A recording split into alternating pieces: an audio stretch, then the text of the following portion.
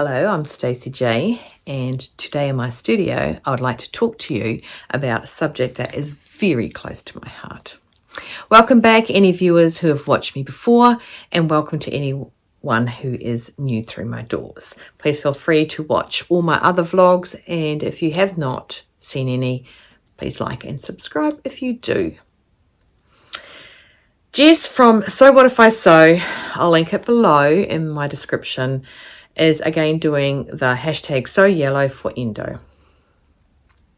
I'll explain how to enter into this and what and who prices are for it. What I want to do is I want to talk to you about how easy it is to enter. But firstly, I want to take you on a little journey. So my life has been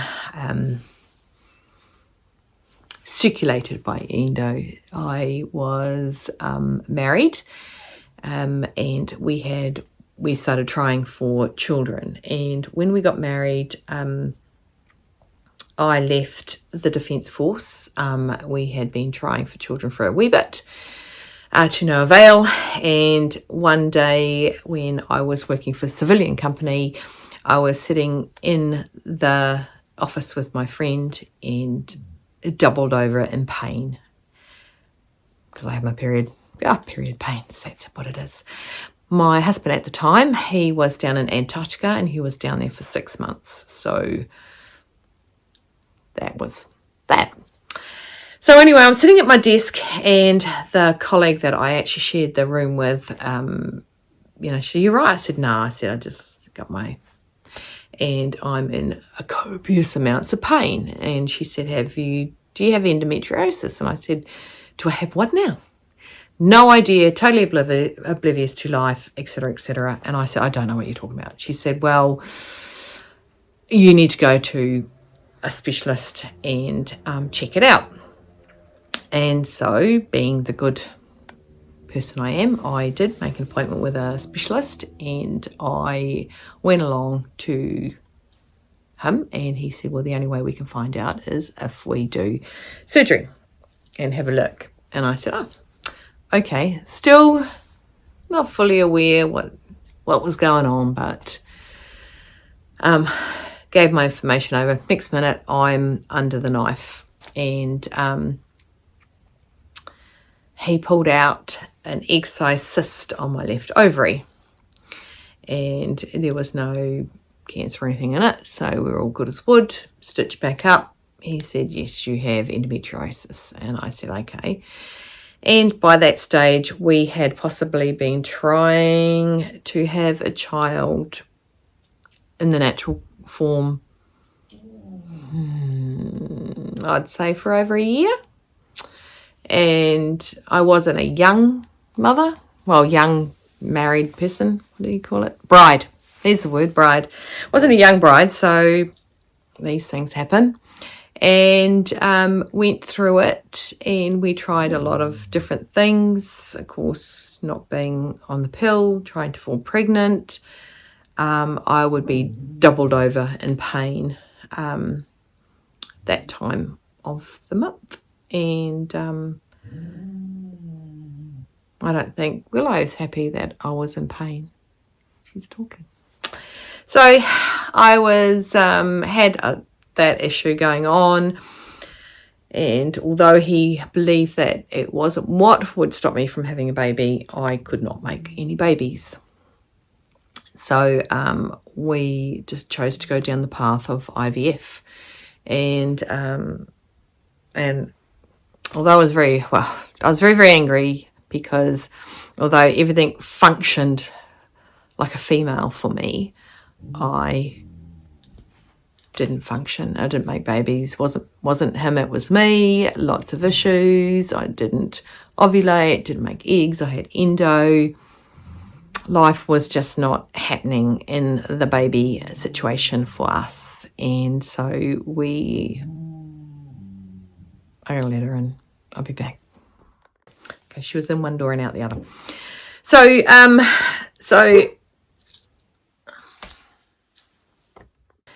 and then when there was Mabel. So I decided, I was very angry that I couldn't make babies, and more to the point of, why do I have to go through what every other woman goes through every month and still not be able to control the ability to make babies? So I took the paperwork home, and by this stage I was on tramadol during the month so that I could wither the pain. And I have a high pain threshold, so yep. And so I took this paperwork home and I read through it that night, and I said to my then husband, I said, let's do it. I saw that, yeah. I mean, the chances of falling pregnant were slim to none, you know. So, but it was the best chance we were going to do. We had done clomiphene, we had done other stuff, and it wasn't going to work. So we went back. We made the call and said, yep, we'll do IVF. And I fell into the category of 3 things wrong with me, and the big one being endo, that I was allowed the free government-funded IVF. So we went back, and proof was in the pudding. I only made 3 embryos. We made 3. I only got 3 eggs. After torturing my body for as long as it did. It was what it was. I was currently on that when my then brother-in-law was getting married. I didn't go to it because I was injecting and all that sort of stuff, and it wasn't about me, it was about them, it was their wedding. So I stayed home and did that while I was there. Yeah, so we got 3 pliable eggs, and they got put in the dish, and they put 2 back, and they didn't take. So so at that stage, my husband went to Dubai for a deployment overseas, obviously, because Dubai's not in New Zealand. And they were defrosting the 3rd blastocyst. Once it gets to a certain stage, it gets called a blastocyst. They were defrosting that. And on the day I was going, Mum and my friend were coming in with me to put it back in. And because that's a little bit of a painful task. That was painful, yep. And I got the phone call that morning saying that the blastocyst had died, and there was no coming back from that. So after I dried my mother's eyes and my friend's eyes, I think I was all cried out. So that was that. That was okay. I communicated with my husband and said, look, c'est la vie. It's not to be. We'll just lavish our nieces and nephews and that. So we had a couple of those. So we thought we would just do that. That was cool. And then, still pumped full of hormones, my husband came back and we actually felt pregnant through, I think, all the drugs that were still in my body. So we felt pregnant. We had my gorgeous eldest son, Alexander, who, yes, there's times he wasn't so gorgeous, but yeah. But that's boys and girls. So anyway, so we had Alexander, and I wouldn't believe whatsoever that I was going to fall pregnant or hold a child. So I went under a specialist, and as it turns out, he was breech anyway, so he got sliced out of my belly. So that was 20 years ago, coming up 20 years ago. So then, due to the fact we didn't have a child through IVF, and there was no way we were going to be able to make any more on my lonesome without intervention, we went back, and we were entitled to another IVF program. So there's 2 in this country that you can get free if you, well, there was. And this time I only made 2 eggs, and they both went back in, and strangely enough, these ones took. So, and they were born at 26 weeks. So, yeah, although my children are precious, I don't wrap them in cotton wool, and I don't give them everything they want. much they're discussed, but anyway. So I had that issue, and then it was after the twins were born, I knew I couldn't fall pregnant, so I didn't go on the pill and never asked anything of my ex-husband to do, because we're still married at the time, do anything then. And it was one day we lived underneath Mum and Dad's house, so 2 3-bedroom houses on top of each other. They built it up in Auckland, and Dad came down to see me, and I was opening the curtains, and he started speaking just as the pain was cutting through my entire body.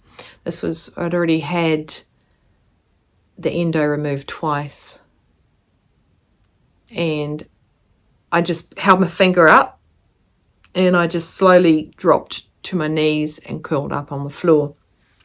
I had stopped breathing until the pain had subsided enough that I could actually talk at the same time. And I said, okay, yep, what? And he goes, nah. And he didn't walk in to say this. He just watched me crumble to the ground in pain, knowing my pain threshold was as fantastically high as his was. And he said, no, you're not living like this. We can't live like this. You're high on drugs every month, tramadol. Just tramadol. And it had its side effects, like, the numb face, the itchy, scratchy skin and things like that. He said, you can't drive.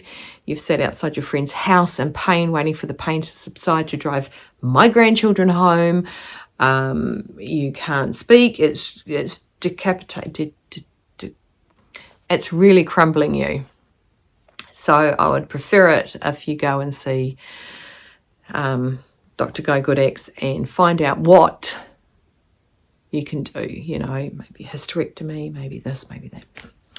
So I went and saw the specialist, and he said, you are not having a hysterectomy. You do not need to have a hysterectomy. We will try things before we pull out your entrails and make them extrails. We'll just see. And he put me on the Mirena, and which is like a 5-year thing.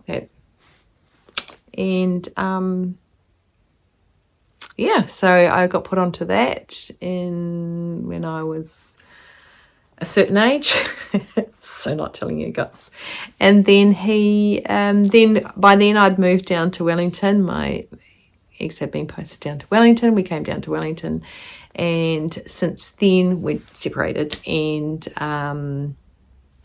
I do have 3 children.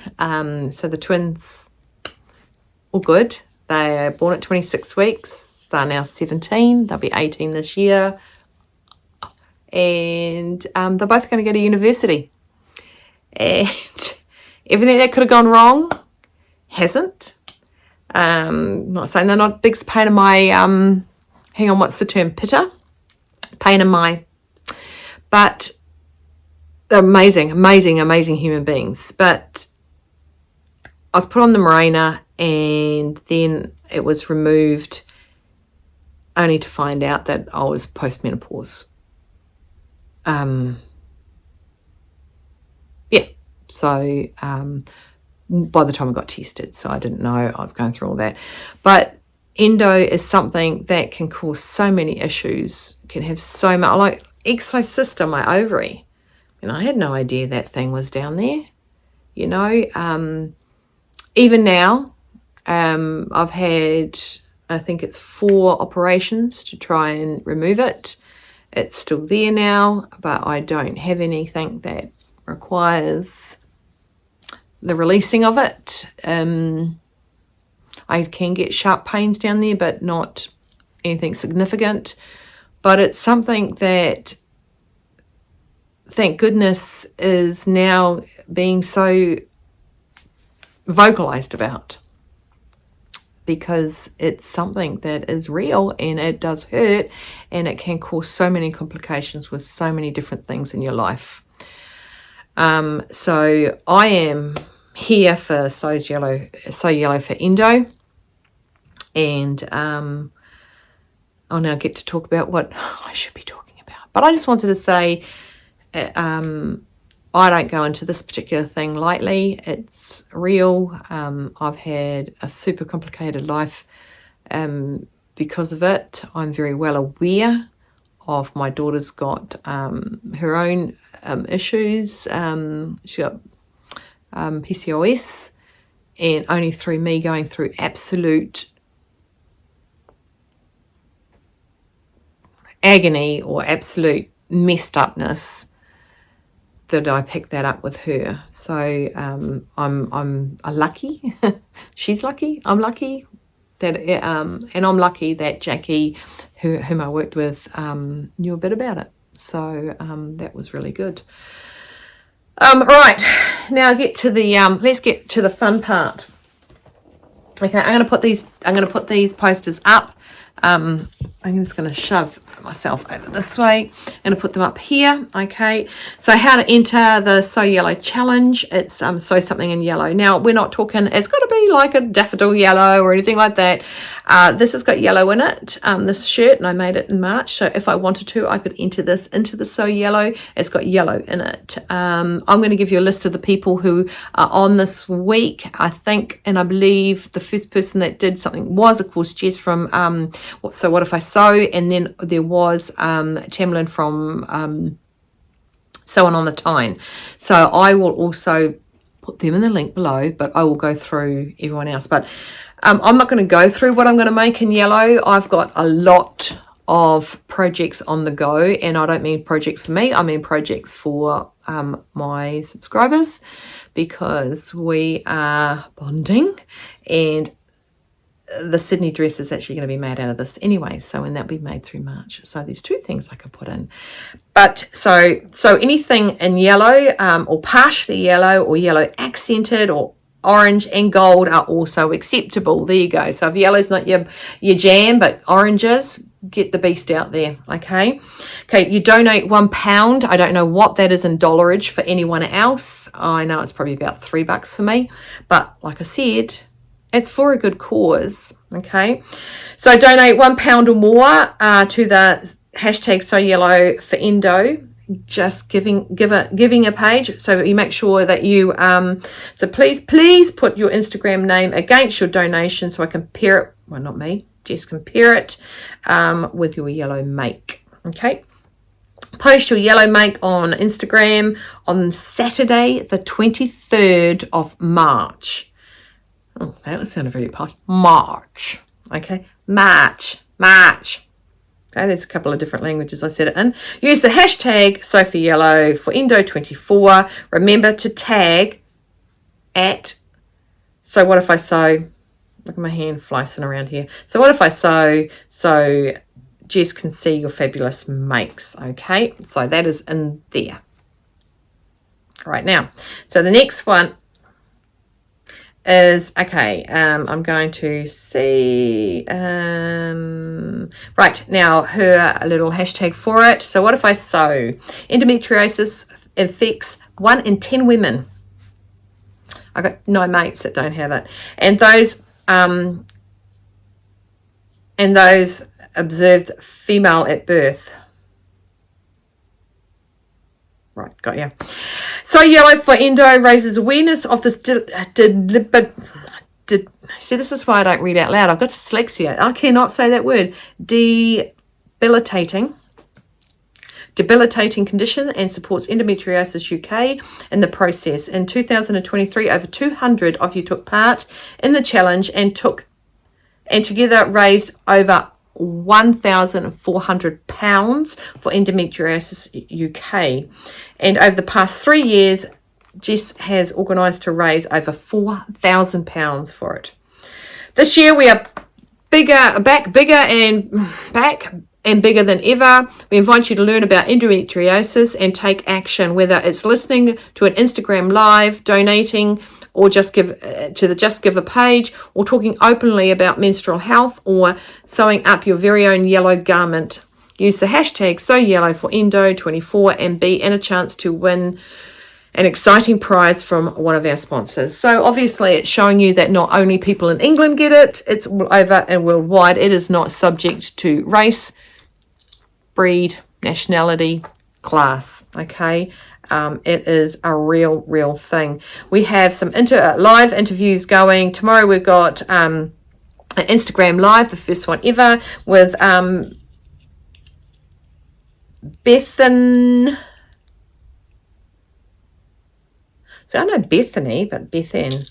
Bethan in the Bobbins, Bethan Bobbins. I'll put that link below, but pop over there on Instagram on the 6th. And on the 13th, we've got Kim. Then we've got the 20th, we've got Tanya. And then on the 27th, we've got Kelly, who is Sewing Life IVF Mama. Okay, so I'm hearing that girl story because, oh, things are going wild on my page. Because, snap. Okay, our sponsors. We got Tammy Handmade. Oh, and I'll put again, the boxes are going to be here beside me. Tammy Handmade. We got Stitch Inks. We got Style Falcon. Soar with your own wings. Whoop. First for Fabrics. Olive Road. We got Felicity Fabrics. Eliza Mac Fabrics. So. Hey So Sister. See, every time I hear someone say that, that song comes in my head. Hey So Sister. Tuesday Child. Singer. Have a look at my new singer I got. Something in French. I'm not going to even say it. Stash Hub. I'll be back. Yep, sorry about that. That was a phone call for not me. LC Prints. I think they're doing AO Prints. Labels. Size Me Labels. Sew Eco Fabrics. In the Haystack. Sew Me Sunshine. Jenny Stitches. Sew Over It. The Specky Seamstress. So many things that I actually hear all the time. These people are just amazing how they keep gifting and gifting and gifting. Okay, so that is the people that have going to donate, which is absolutely amazing. And I'm just going to go through. So this week we've had on Monday, we had Sewn by Sarah. Tuesday, which is me. Okay, Wednesday's the live over there with Bethan. I'm so sorry. Thursday we've got, I love this name, Seam Stressed Ruth. Very good play on words. Super Bailey Sews, So Very Laura, and Jen in Stitches. Okay, so I'll put all that linked below. Fantastic cause. Like I said, just accented in yellow. Every item you put in, donate £1 or more to the cause, and there will be real good direction on how to do that. Yeah, it's I love the fact that it's been so well made knowledgeable to women about, because I stopped ticking my pen, because I'm all for talking about that stuff, the going through what I went through to try and make babies. Samuel's home and the dogs are barking at him. One of my IVFs is home. So yeah, so that's, I guess, my bit for the day, my bit for So Yellow for Endo. Oh, you can't, it has to be an item of clothing. It can't be a bag or something for a dog. Animal, I should say animal, I believe. I'll also write that in the description. Please read the description. It'll give you more information, and pop over to see Jess at So What If I Sew if you are in any confusion of what I am rambling about. But get out there, guys. See what you can win. It is done by a draw. It's not done by how amazingly you sew or amazingly you don't sew. Okay, so get in there and make sure that you do that. Are you just bringing them into my room? Are you going to come say hello? Nana didn't drop me off. Don't say it to me.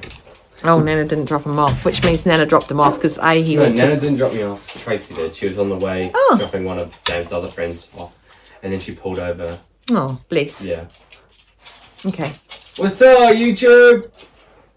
Okay, that I made that come out. I made it. Like, scientifically made it.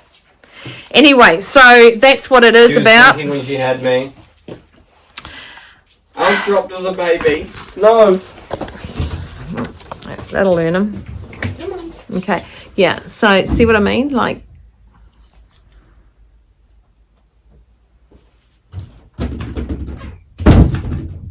special. That's allowed to vote next year. This year. What? Oh! That's allowed to vote next year. This year. Bye, Stacey Studio. Right. Sorry, guys. Donate. We need food. I'm hungry. Please. Keep this in or I'm banning your YouTube account. You hear? Keep this in, otherwise I'm banning your YouTube account. Okay, guys, so I want you to stay well, warm and safe. Keep cool, keep on sewing, hydrate, no regrets. Make something yellow. Make something with yellow in it. I'll try and find a picture of me in a dress I made when my my nana, my father's stepmother, passed away from cancer.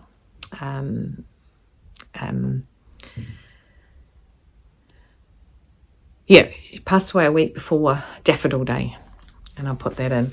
So, yeah, make something, donate, watch, learn. You never know who you might be able to help by learning a bit about it. Because, like I said, I knew nothing, and somebody said, maybe you've got this. Okay? Woohoo! Hashtag sew yellow for endo. Thanks, guys. Take care. Bye.